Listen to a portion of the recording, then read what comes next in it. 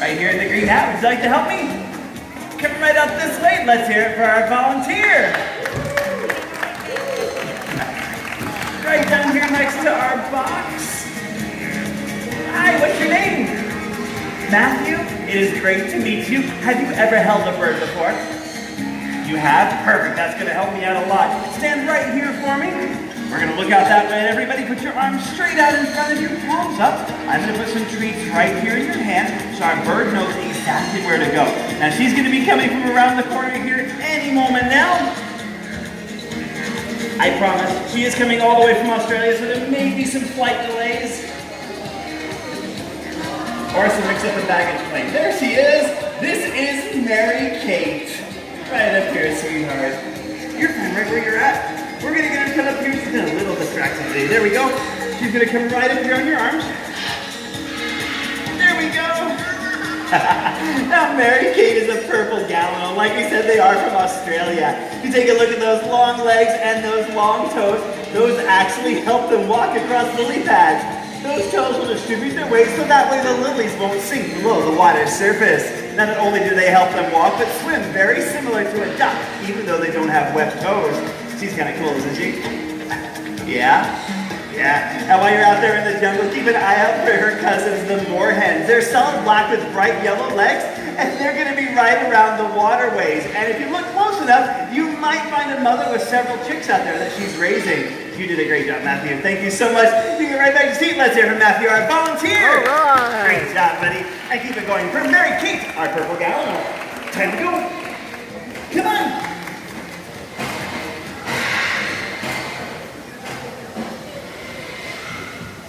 Now our next guest is flying in all the way from the South American rainforest. Everybody look up and meet Solomon, our king vulture.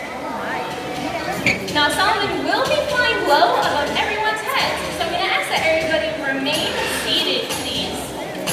As we all know, vultures eat dead animals, and in order to do that, they must have extremely strong stomach acid. So strong, in fact, that they can eat an animal that's died of almost any disease and be completely unaffected, which makes vultures a keystone species.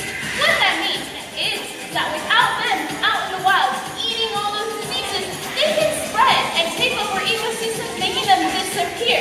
So we have to be very thankful for all the work that vultures do. Now, Solomon's getting ready for that first flight. There he goes. Once you land, he's going to be a lot closer to everyone. So you guys might notice him blinking with a double set of eyelids if you look real close. But crocodiles, they have that too. They use that to swim, while vultures here use that to see through blood as they eat, which comes in really handy for king vultures. They have one of the strongest bites of vultures found here in America. So strong, in fact, that it's been measured if they come upon a carcass, they can literally crack it open. As you guys look at Solomon's beautiful colored head, don't be deceived, because that's actually the color of his skin, not feathers. Like I mentioned, he likes to eat dead animals, especially the insides. So all vultures have an adaptation of having a featherless head and neck that help him to remain clean while eating. Now he did a great job out here. Let's give him a round of applause. Hi everyone, I'm right here on your left, and this is Pomona. Pomona here is a Harris hawk, and these birds are native to the American Southwest and in Mexico. Now the Harris hawk here is considered to be one of the most intelligent birds of prey, and the only bird of prey to hunt in a family group very similar to a pack of wolves, giving them the unique nickname, the wolves of the sky. Now in the wild, they do a very unique kind of behavior for hunting. It's called stacking. They will actually stand 4 and 5 birds high right over one another right back to back. That gives them a better vantage point while they're looking for food. Now while they are hunting, they'll send one bird into the brush to try to flush out any potential food source, while 3 or 4 other birds wait and ready to snatch up and share whatever they might find. Now these birds got their name, Paris Hawk, from the ornithologist Audubon. He liked these birds so much that he named them after his best friend Harris, and they've been known as the Harris Hawk ever since. Let's hear it for Pomona, the Harris Hawk.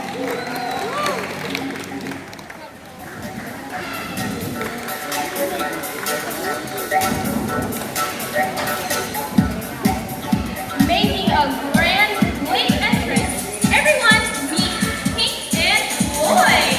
These guys are rock stars. Come on, you two. And like traditional rock stars, they're showing up fashionably late. Come on, please. Now, these guys are 10-year-old Chilean flamingos. And like in the name, you guys can find these guys in Chile and all the way to Argentina. As we all know, flamingos get that beautiful coloration from the food that they eat, which is shrimp. But that's not all they eat. They also eat krill and all sorts of microorganisms like blue and green algae. Now, as they walk, you guys are going to notice they look a little different than the traditional flamingo that you probably have imagined in their head. And that's right, all flamingos actually come in different shades of pink. And they're actually different size as well. They're actually the third tallest of all 6 species. Now, like all rock stars, they got a show to do.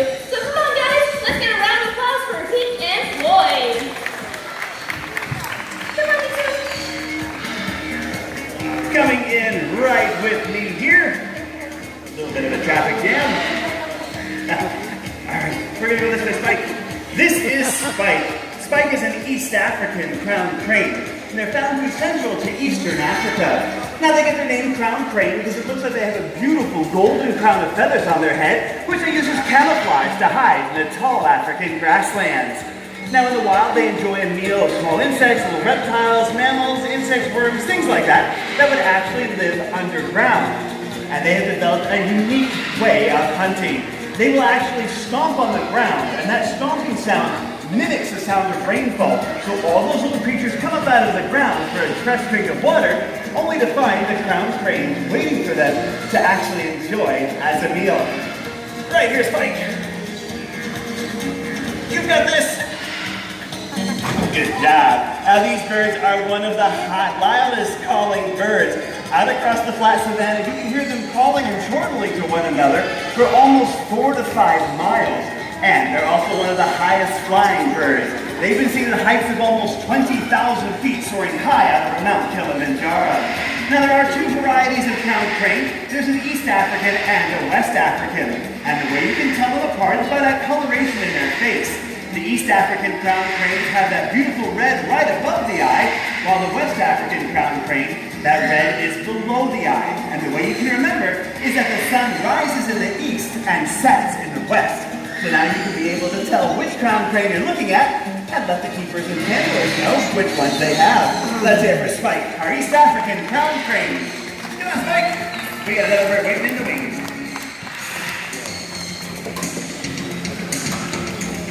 Now, our next guest was supposed to meet me here on stage already, but I think it's so late in the day, he fell asleep in his dressing room. That's okay though. Together, we're all gonna wake him up. On the count of 3, we're all gonna yell, Stymie. Ready, everyone? 1, 2, 3, Stymie! Here he is, the beautiful entrance. Everyone, meet Stymie, our sulfur-crested cockatoo. Cockatoos are native to Australia and their surrounding islands. Hi, Stymie. Hi, sexy. Woo. You woke up feeling great from that nap. Hey, bud, I'm gonna need your help for the next part of the show, okay? Alright.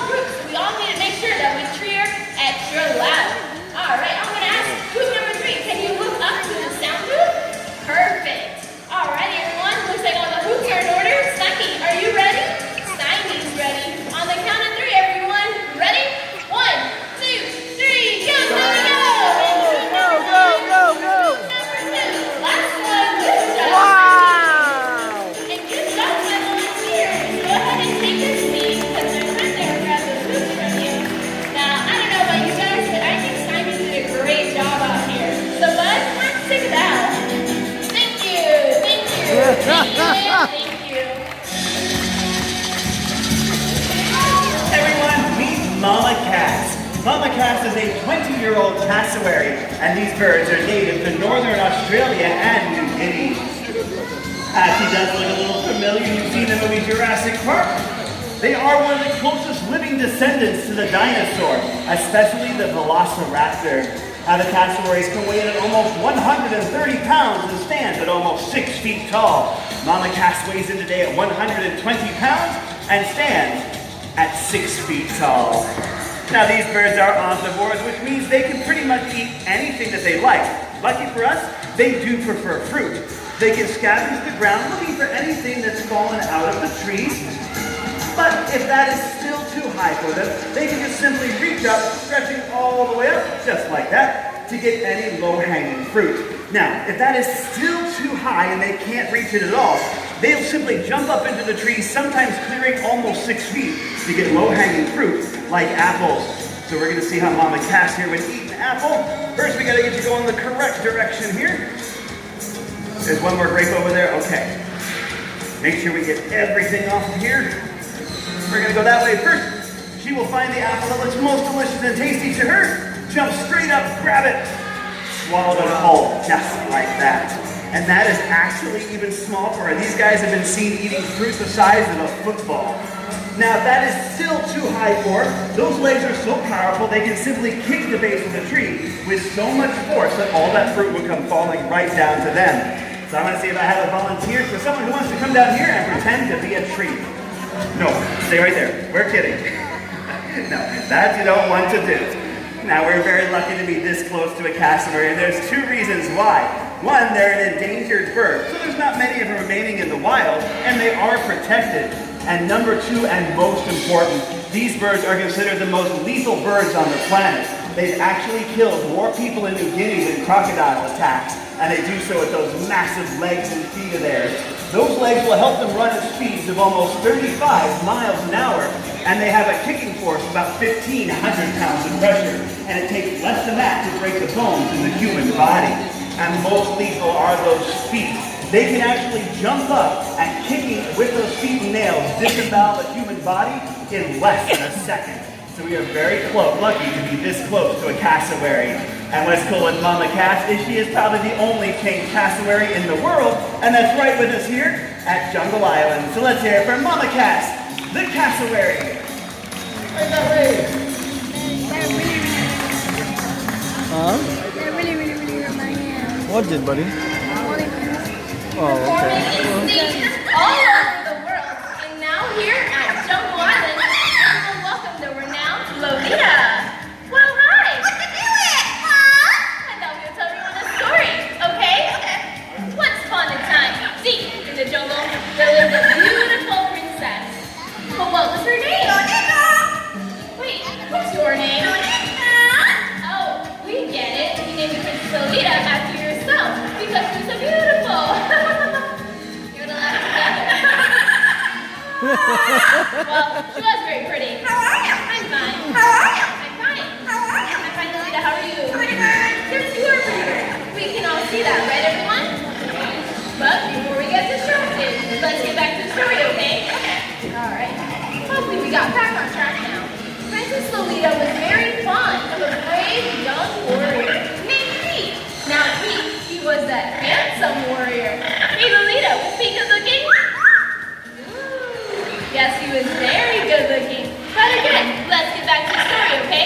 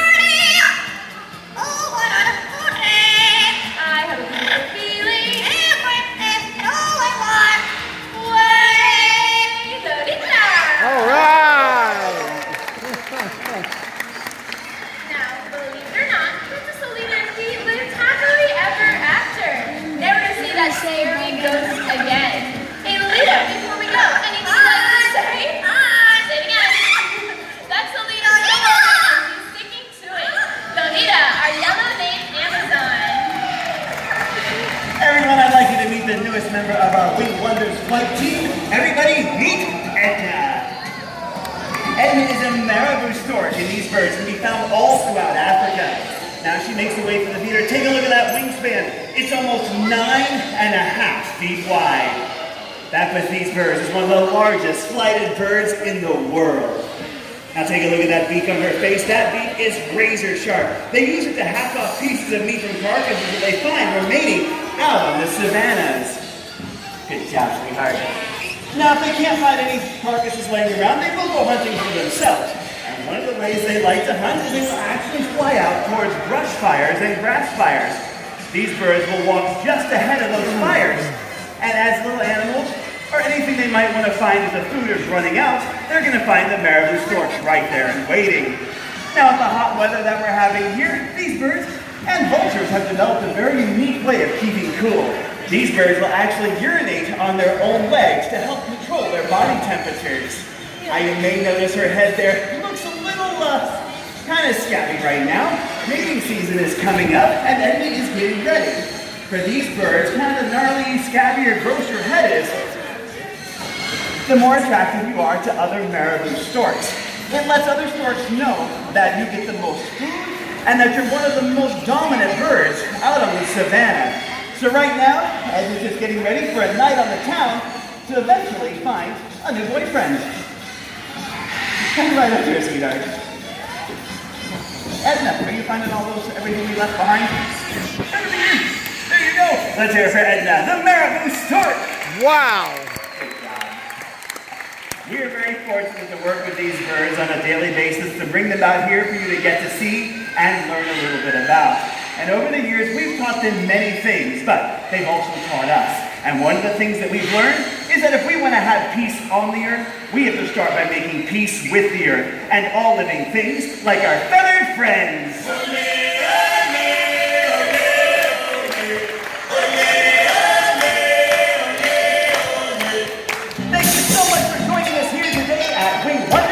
We hope you find your own adventures here at Jungle Island. Bye-bye, everyone. Bye-bye, everybody. All right, everyone. As you exit, we're going to be right back here on stage with some more feathered friends. You guys would like to meet them. So sweet. The bird is definitely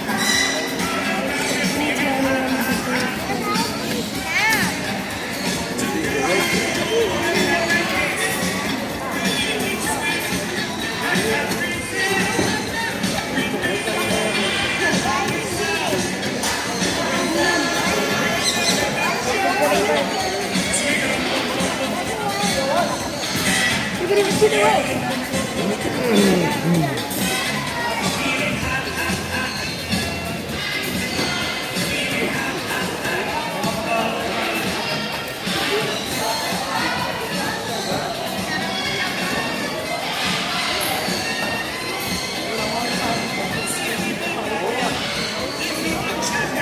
Okay. Alright, so bye guys. Make sure to subscribe, like the video, turn on the notifications so you get notified to.